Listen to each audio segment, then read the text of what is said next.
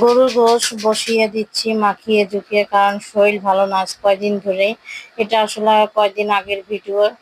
তো মশলা আমি আজ আর দেখালাম না, হাতে মাখিয়ে ঝুঁকিয়ে বসিয়ে দিলাম। আমার ভিডিওটা যারা দেখো তারা তো জানো আমি কি মশলা খাই।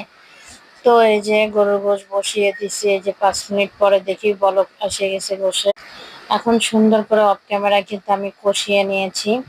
কষিয়ে নেওয়ার পরে এখানে দেখো আমি আর ইসি দিয়ে দেবো প্রেসার কুকারে, যেহেতু এটা বাজারে গোশ, কোরবানি গোশ তার নাই। এলাচ দারচিনি ভুলে গেছিলাম দিতে, এখন দিয়ে একটু পানি দিয়ে বসিয়ে সিটি দিয়ে নিচ্ছি।